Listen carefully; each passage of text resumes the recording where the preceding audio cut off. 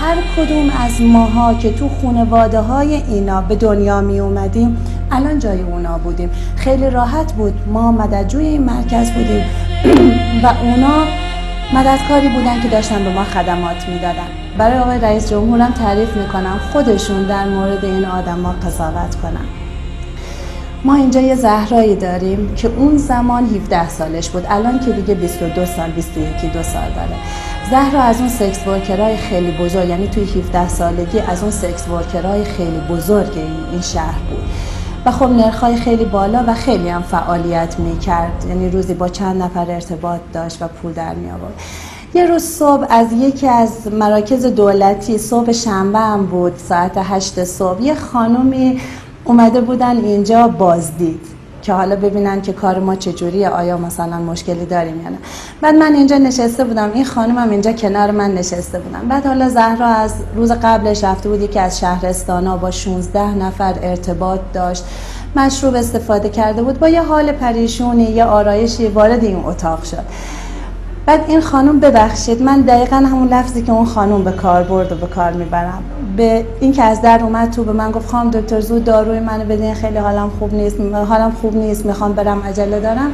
این خانم یه نگاهی به سر تا پای این کرد، بعد بهش گفت کثافت آشغال. ببخشید من این لفظو به کار میبرم ولی فقط همون چیزی که اون خانم گفته میگم. بعد زهرا گفت ببین تو هم اگر وقتی 9 سالت بود رفته بودی برای پدرت مواد بگیری، مامورا دستگیرت میکردن میبردن دار و تدیب، تو 11 سالگی که آزاد میشدی میومدی میدیدی پدر مادرت هر دوتا گوشه خیابون تزریق کردن، شهرداری رفته یه جای خاکشون کرده که تو حتی نمیدونی قبرشون کجاست، تک و تنها تو این شهر میموندی.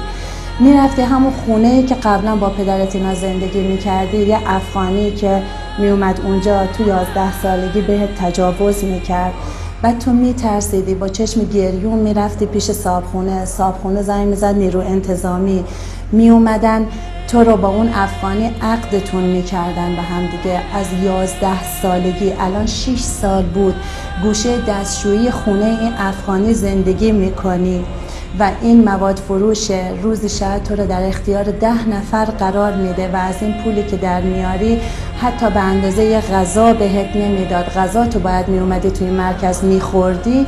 اون وقت من الان جای تو رو اون صندلی نشسته بودم، تو از این در با این وضعیت میومدی تو، من به تو میگفتم کثافت هاست. تمام جای بدن من جای آتیش سیگاره. من با یه همچین مردی زندگی میکردم، اینه که حق هیچ گونه اعتراضی نداشتم.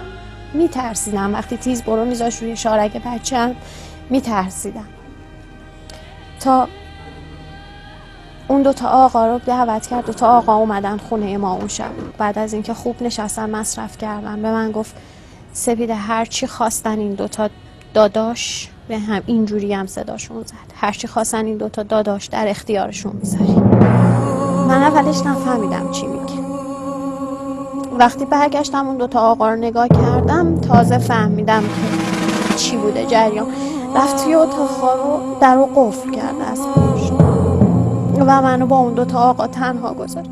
من فقط افتاده بودم به دست و پاهاشون، گفتم من کسی به جز شوهرم تا حالا بهم دست نزده، خواهش من. گفتن خانم ما پولشو دادیم، خانم ما پولشو دادیم.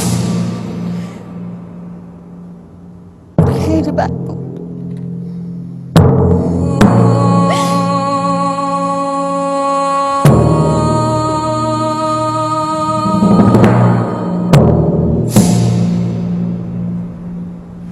دیدت نسبت به مردم بد شده ها؟ خیلی. اصلا اعتماد ندارم به هیچ عمر، حتی نسبت به پدر خودم، حتی نسبت به برادر خودم. در این زنجیریان هستند مردانی که مردار زنان را دوست می‌دارند.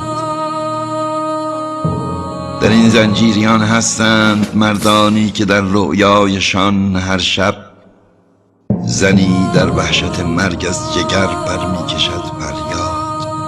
خدای خودت کمک کن هیچ معتادی روی این زمین تو ایران نباشه، کره زمین نباشه، تو دنیا نباشه. هیچ زنی معتاد نشه، هیچ زنی دست نامحرم بهش نرسه، هیچ مردی زنشو نفروشه، هیچ کودکی دزدی نکنه، هیچ شخص کسی گرسنگی نکشه، فرش زیر پاشو نفروشه، مواد بخره. حرفت با رئیس جمهور چیه؟